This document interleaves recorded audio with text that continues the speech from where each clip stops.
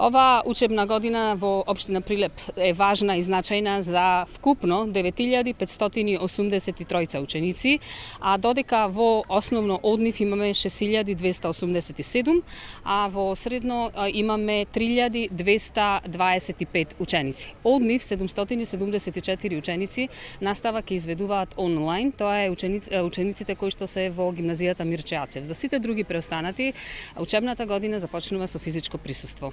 Новината на ова нова учебна година, која посакуваме да биде во континуитет и да сведочи на многу резултати и на многу успеси, е тоа што учебната година започнува со почитување на протоколите кои што се донесени од страна на Министерството за образование и наука и Комисијата за заразни болести, се со единствена цел да се заштитиме себе си и здравјето пред се. Така да има вкупно 38 точки, информирани сме сите, кои што треба, кажа, со една одговорна дисциплина и заедничка тимска работа да ги спочитуваме истите. Мораме да потврдиме дека ова бурно време ни наметнува промени и ние имаме обврска да ги почитуваме истите, ако сакаме да се избориме со невидливиот пријател COVID-19, се со една единствена цел да не дозволиме да ги разнишаме темелите на она квалитетно образование, затоа што кажавме без образование сме никој ништо, а тоа е темелот, клучот за еден квалитетен живот.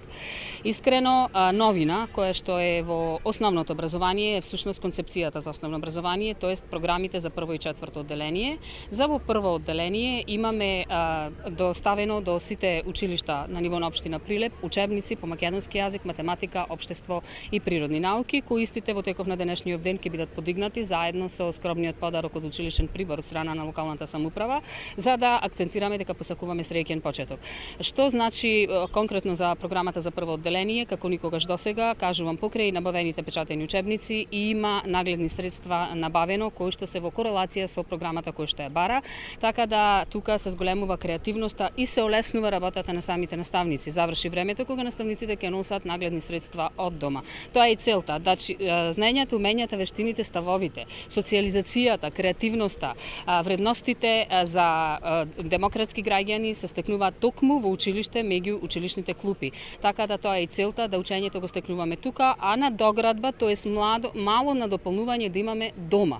Да немаме паралелно и во континуитет учење и на училиште и дома, затоа несебично локалната самоуправа се заложи во одговарање на овој предизвик да се набават нагледни средства колку што е потребно, дури навистина чудувачка сума е, како ниедна општина, мислам, на ниво на Република Македонија е вложено вкупно 17 милиони денари да се набават тие нагледни средства во сите училишта, така да на дело може да се види и самите родители, наставници и ученици и да истите тие нагледни средства бидат користени се со цел да се развива критичкото мислење и знаењата да бидат трајни и применливи.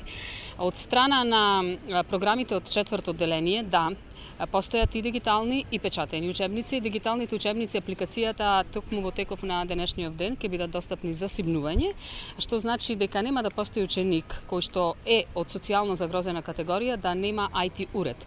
Другите ученици им беше поставено прашање дали треба да носат таблети од дома. Не. Училиштето е набавено со IT технологија, така да учениците своите наставни содржини во зависност од креативноста и способноста на наставниците, наставната содржина ќе се реализира со користење на IT уредите кои што им се достапни во училницата, конкретно смарт таблите. IT уредите кои што му се потребни учениците дома е конкретно таблетот или лаптопот, ако сака ученикот да се дополни или надогради од она кој што го учел во текот на денешниот ден. Нема да има домашна? Се оди на тоа да има домашна затоа што домашна, но не онолку оптоварувачка. Домашната ќе има само една единствена цел, благо повторување на она наставна содржина, не на сите, но на наставна содржина која што гледаме дека е пообемна и кај што треба многу повеќе внимание.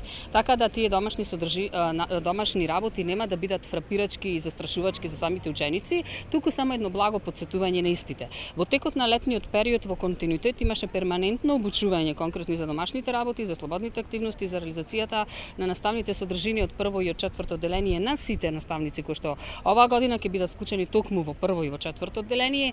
И што е целта? Значи буквално е само надоградување на васпитно-образовниот процес, олеснување на самите наставници е тоа што имаат обезбедено IT уреди, имаат обезбедено нагледни средства за секоја наставна содржина и воедно му дозволуваат да имаат интелектуална слобода како наставници. Креативната автономија кај самите наставници никој нема да ја оспори и навистина тука треба да имаме навистина постигнати резултати и успеси во оваа учебна година, ако да не посакуваме се случи некоја непосакувана состојба со невидливиот непријател актуелниот вирус.